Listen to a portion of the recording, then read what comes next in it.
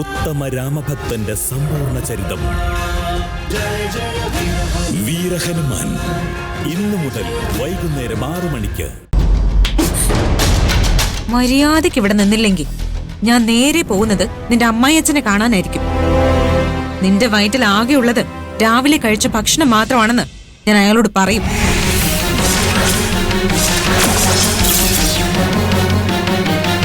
പിന്നെ ഗോപാലനും സഞ്ജുവും കൂടി നിന്നെ എന്ത് ചെയ്യുമെന്ന് എനിക്ക് ഊഹിക്കാലോ. നീ പറയുന്ന മണ്ടത്തരങ്ങളൊക്കെ വിശ്വസിക്കാനല്ല ഗോപാൽജി അവിടെ ഇരിക്കുന്നത്. ഞാൻ പറയുന്നത് വിശ്വസിക്കണ്ട, നിന്റെ ഡോക്ടർ പറയുന്നത് വിശ്വസിക്കില്ലേ? നീ പ്രഗ്നന്റ് അല്ലെന്ന് ഞാൻ അവരെ കൊണ്ട് പറയിപ്പിക്കും. എന്താ കാണണോ? മഹിമ, ചതിക്കരുത്. നിനക്കറിയാലോ, ഒരുപാട് കഷ്ടപ്പെട്ടിട്ടാ ഞാൻ ആ വീട്ടിലൊരു സ്ഥാനം പിടിച്ചത്. ആളുകളെ പറ്റിക്കുന്നതും തമ്മിലടുപ്പിക്കുന്നതും എന്ത് മുതലാടി കഷ്ടപ്പാടായി കണക്കാക്കാൻ തുടങ്ങിയത്? നീ എന്നെ എത്ര വേണമെങ്കിലും അപമാനിച്ചോ, പക്ഷെ ഈ വിഷയം ഗോപാൽജി അറിയരുത്. ഞാനിപ്പോ ഏറ്റവും കൂടുതൽ ആഗ്രഹിക്കുന്നതേ ഈ കാര്യം ആ തന്തയെയും മോനെയും അറിയിക്കാനാണ്. പക്ഷേ എനിക്ക് നിന്നെ കൊണ്ട് ചില ആവശ്യങ്ങളൊക്കെ ഉണ്ട്. അതുകൊണ്ട് തൽക്കാലത്തേക്ക് ഞാനത് ചെയ്യുന്നില്ല. അത് മതി. നിനക്ക് എന്താവശ്യമുണ്ടെങ്കിലും എന്നോടൊന്ന് പറഞ്ഞാ മതി. കാശ് വല്ലതും വേണോ?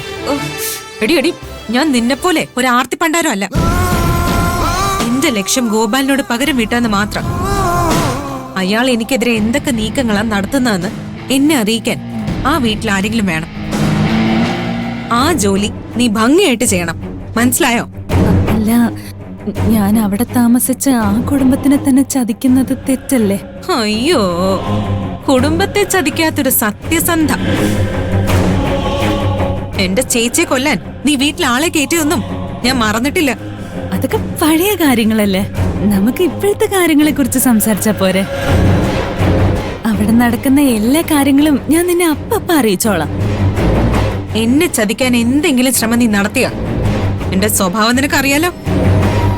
നല്ല ചവിട്ടിയാൻ വെച്ചുതരും.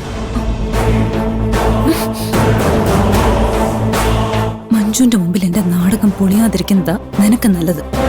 ആലോചിച്ചു നോക്ക്. നീ എന്തായി കാണിക്കുന്നേ?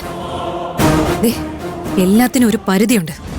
ഗർഭിണിയാണെന്ന പരിഗണന പോലും കൊടുക്കാതെ ഇവളെ ഉപദ്രവിക്കാൻ നിനക്ക് എങ്ങനെ തോന്നി? ഞാൻ വന്നില്ലായിരുന്നെങ്കിൽ നീ ഇവളുടെ വയറ്റ് ചവിട്ടിയാനല്ലേ? സ്വപ്നെ, നീ പൊയ്ക്കോ. പ്രതികാരം മനസ്സിൽ കയറി കൂടിയതിനു ശേഷം നിനക്ക് തെറ്റും ശരിയും തമ്മിലുള്ള വ്യത്യാസം തിരിച്ചറിയാൻ പറ്റുന്നില്ലേ മഹിമേ? മോളെ, ഇനിയും വൈകിട്ടില്ല. നീ തെറ്റായ വഴിയിലൂടെയാ പോകുന്നതെന്ന് മനസ്സിലാക്കി സ്വയം തിരുത്ത്. എനിക്ക് ശരിയെന്ന് തോന്നുന്നത് ഞാൻ ചെയ്തുകൊണ്ടിരിക്കും. അത് ചേച്ചിക്ക് തെറ്റാണെന്ന് തോന്നുന്നുണ്ടെങ്കിൽ എന്നെ തടയാൻ ശ്രമിച്ചോ. നമ്മളിൽ ന്യായം ആരുടെ ഭാഗത്താണോ ദൈവം അവരുടെ കൂടെ നിൽക്കും. ഒരു ഗർഭിണിയുടെ വയറ്റ് ചവിട്ടുന്നതിൽ എന്ത് ന്യായം ഉള്ളത്? ആ കുഞ്ഞ് നിന്നോട് എന്ത് തെറ്റ് ചെയ്തു?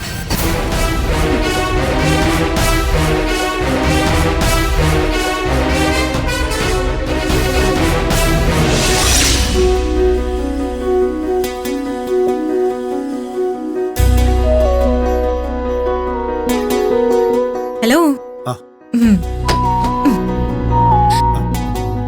ഹലോ, ആകെ ക്ഷീണിച്ചെന്ന് തോന്നുന്നല്ലോ. ആ, എന്തൊക്കെയുണ്ട് തന്റെ കോളേജിലെ വിശേഷങ്ങള്? നമ്മളെല്ലാരും വിശേഷം ഉണ്ടെന്ന് വിചാരിച്ച ആൾക്ക് വിശേഷം ഇല്ല എന്നുള്ളതാണ് ഏറ്റവും വലിയ വിശേഷം. മനസ്സിലായില്ല. എടോ, താൻ ആരായിരിക്കും പറയുന്നേ? സ്വപ്നയുടെ. അവൾക്ക് വിശേഷം ഉണ്ടെന്ന് പറഞ്ഞിട്ടല്ലേ അവളുടെ കല്യാണം നടത്തിയത്? അതെ. എന്നാലേ അവള് പ്രഗ്നന്റ് അല്ല. ആ, അവളെ സഞ്ജുവായിട്ടുള്ള കല്യാണം നടക്കാൻ വേണ്ടി നുണ പറഞ്ഞതാ.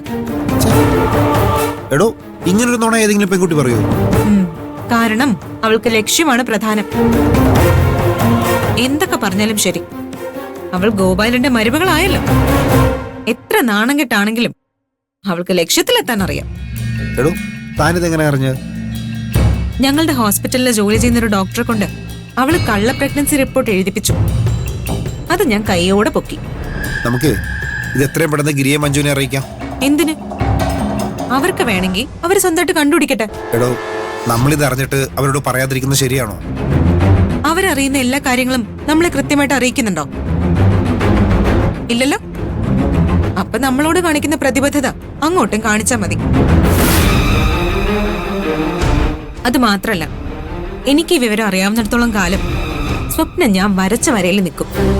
എനിക്ക് അവളെ കരുവാക്കി കുറെ കളികളൊക്കെ കളിക്കാനുള്ളതാ. അതുകൊണ്ട് തൽക്കാലം ഇത് വേറെ ആരെയും അറിയിക്കണ്ട. അല്ല, എന്നാലും അത് ഒരെന്നാലും ഇല്ല.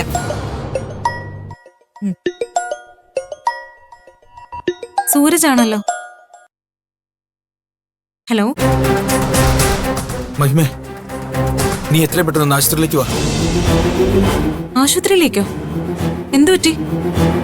ജസ്റ്റിൻ, അവൻ ഐസിയുല. നീ കരയല്ലേ? എന്താ നടന്നെന്ന് പറ. ഞങ്ങൾ അവന്റെ ബർത്ത്ഡേ ആഘോഷിക്കാൻ വേണ്ടി ബാറിലേക്ക് പോയതാ. എന്നിട്ട് കുറച്ച് മദ്യപിച്ച് കഴിഞ്ഞപ്പോ എല്ലാവർക്കും വല്ലാത്ത ഛർദിയും തളർക്കൊക്കെ ഉണ്ടായി.